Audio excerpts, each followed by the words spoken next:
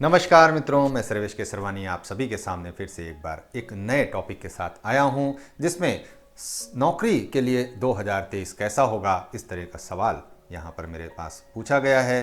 तो क्या 2023 में सुनहरे अवसर प्राप्त होंगे नौकरी से जुड़े हुए, या फिर अभी भी इनको करना पड़ेगा इंतज़ार? इन्हीं सवालों के साथ आज हम देखते हैं कि जो 2023 में बनने वाली जो प्लेनेटरी पोजीशन है उसके अनुसार क्या रिजल्ट निकल करके आता है। जो लोग नौकरी में UPSC, MPSC, UP, PSC, SSC या बैंक में किसी भी तरीके की कोई सर्विस चाहते हैं, जिन लोगों ने अपनी पढ़ाई पूरी कर ली है और नौकरी के लिए बिल्कुल तैयार हैं, या जिन्होंने 2022 में कोशिश की थी लेकिन वो सफल नहीं हो पाए, कारण कुछ भी हो सकता है, प्लेनेटरी पोजीशन हो सकती है, उनकी कोई प्रॉब्लम्स हो सकती है, उनकी कोई पर्सनल प्रॉब्लम्स हो सकती है। तो इस तरह के सवालों के लिए आज हम फिर से एक वीडियो लेकर के आए हैं, जिसमें हम 2023 की बात करेंगे कि क्या वास्तव में 2023 एक सुनहरा अवसर लेकर के आ रहा है सरकारी नौकरी के लिए, या फिर प्राइवेट सेक्टर में नई अपॉर्चुनिटी देखने के लिए। तो यहां पर हम देखते हैं कि क्या जो हमारी प्लेनेटरी पोजीशन है उसका जो किस प्रकार से है। तो यहां पर हम देखें तो मंगल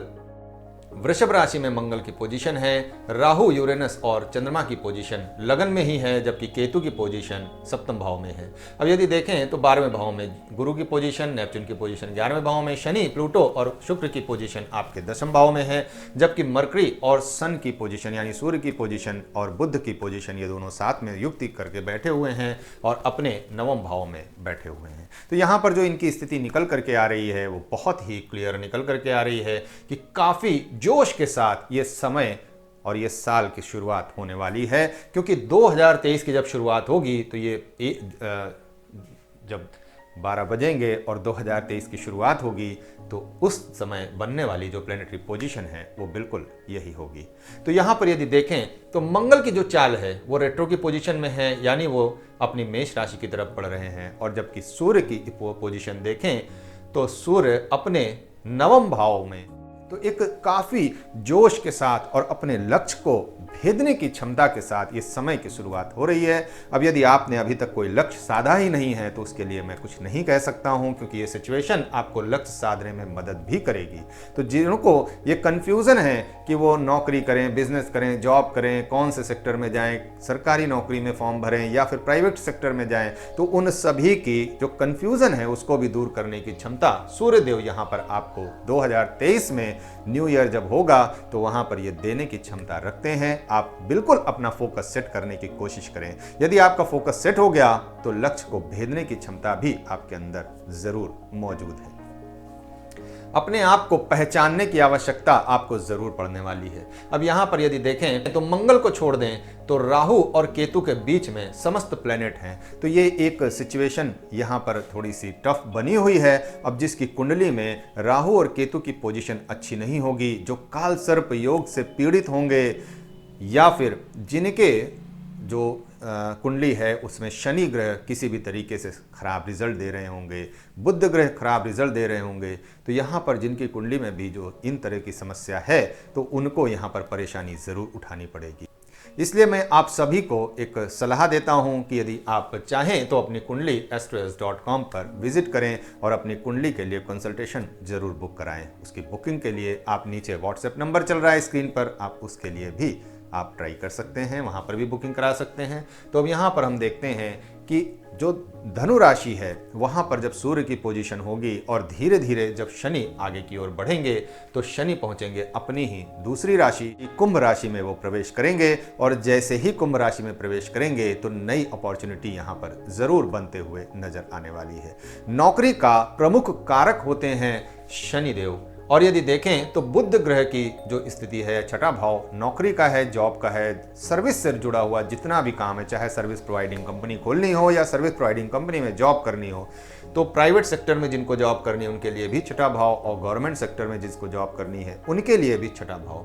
तो अब देखें तो यहाँ पर मरकरी की पोजीशन अभी रेट्रो जरूर है, लेकिन आप फॉर्म डालिए और फॉर्म भरने के बाद जब उसका एग्जाम होगा तो वहाँ पर आप स्थिति देखिए बदलते हुए नजर आएगी। बुध ग्रह अपने आगे बढ़ेंगे जब रेट्रो से फॉरवर्ड की पोजीशन में आएंगे, और मंगल ग्रह भी जब आगे बढ़ेंगे फॉरवर्ड पोजीशन में आएंगे, तो सेकंड हाउस आपका काफ़ी इंपॉर्टेंट रोल प्ले करेगा। आपका जो वृषभ राशि है वहाँ पर आप देखेंगे कि एक नई अपॉर्चुनिटी आपको ज़रूर मिलेगी, क्योंकि बुध ग्रह आगे बढ़ेंगे और आपके दशम भाव में आएंगे। और यदि मंगल की पोजीशन देखें तो जब वो फॉरवर्ड की पोजीशन में आएंगे तो आपकी जो नॉलेज है वो कहीं ना कहीं इस वक्त जो बढ़ रही है उसको एक्सप्लोर करने का समय आपको जरूर मिलने वाला है। जैसे आगे बढ़ेंगे तो शनि ग्रह से मिलेंगे बुध ग्रह, और बुध ग्रह की चाल चूंकि तेज होती है और शनि ग्रह बहुत धीमे चलते हैं, तो यहाँ पर शनि ग्रह अपने जो दूसरी राशि में आएंगे, आपके लाभ भाव में होंगे, और यहाँ पर जब बुध ग्रह उनसे मिलेंगे तो यहाँ पर एक नई अपॉर्चुनिटी पुनः प्राप्त होने वाली है। उस अपॉर्चुनिटी का लाभ आप सभी को ज़रूर लेना चाहिए। चाहे बड़े एग्जाम्स देने हों, चाहे छोटे एग्जाम्स देने हों, इन सभी के लिए ये अवसर सुनहरा अवसर बनने वाला है, क्योंकि 2023 न्यू ईयर पर आपको नई अपॉर्चुनिटी ज़रूर मिलने वाली है। उस अपॉर्चुनिटी का आपको लाभ ज़रूर लेना चाहिए। जिस किसी की भी कुंडली में बुध ग्रह और शनि ग्रह बहुत अच्छे संबंध में हैं, उन सभी के लिए ये समय बहुत अच्छा और सुनहरा अवसर देने वाला है। लेकिन जिस किसी की भी कुंडली में शनि और बुध का आपसी जो संबंध है वो बहुत अच्छा नहीं है, वहाँ पर इनको बहुत ज़्यादा समस्याओं का सामना ज़रूर करना पड़ेगा। अब या तो आप अपनी कुंडली में स्वयं देख लीजिए कि बुध की और शनि की स्थिति कैसी है।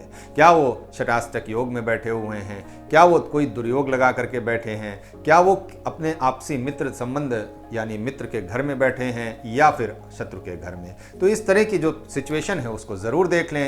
और यदि आपको किसी भी प्रकार से कोई मदद चाहिए तो astros.com पर ज़रूर विजिट करें। यहाँ पर आप अपनी जो कंसल्टेशन है उसको बुक कर सकते हैं। नीचे व्हाट्सएप नंबर आपके स्क्रीन पे चल रहा है, उसमें भी आप अपनी कंसल्टेशन बुक कर सकते हैं। तो यहाँ पर आप अपनी कुंडली पर एक छोटा सा एनालिसिस ले सकते हैं। जिनकी भी कुंडली में शनि ग्रह बहुत अच्छा रिजल्ट नहीं दे रहे हैं, बहुत ज़्यादा परेशान कर रहे हैं, उनको अपनी कुंडली का एक बार विश्लेषण ज़रूर करवा लेना चाहिए। स्थिति क्या है वास्तव में ये समझ लें कि ये डर सिर्फ आपके मानसिक डर है या ये स्वाभाविक डर है। यहाँ पर आपको वास्तव में चिंता करने की आवश्यकता है भी या नहीं। तो इस तरह के सवालों के जवाब आपको अपनी कुंडली के एनालिसिस कराने पर मिल सकते हैं। एनालिसिस के लिए मैंने व्हाट्सएप नंबर स्क्रीन पर दे रखा है, नीचे लिंक है डिस्क्रिप्शन में। आप अपनी जो अपॉइंटमेंट है वो कैसे बुक कर सकते हैं, तो अपॉइंटमेंट बुक करने के लिए आप जरूर संपर्क कर सकते हैं। किंतु यदि सार्वजनिक रूप से देखें तो आपके लिए एक नई अपॉर्चुनिटी सामने बैठी हुई है। एक नई अपॉर्चुनिटी आपको प्रेरित कर रही है कि आप उठिए, आगे बढ़िए और अपनी नौकरी में, अपने जॉब में जो परिवर्तन चाहते हैं, अपने मनवांछित इच्छाओं को पूर्ति चाहते हैं, तो वो ज़रूर यहाँ पर एक नई अपॉर्चुनिटी आपका इंतज़ार कर रही है। आप उसे ज़रूर हासिल करें। जिन लोगों ने अपनी एजुकेशन किसी एक पर्टिकुलर एरिया में लिया है या किसी भी तरीके का कोई स्किल डेवलप किया है, उन सभी से मेरा आग्रह है कि ये समय आपके लिए बाहें फैला करके आपका इंतज़ार कर रहा है। उठिए, आगे बढ़िए और अपने लक्ष्य की प्राप्ति के लिए अपने आप को तैयार करिए। उम्मीद करता हूँ कि आज की वीडियो काफ़ी पसंद आई होगी। मिलते हैं अगली वीडियो में, तब तक के लिए नमस्कार।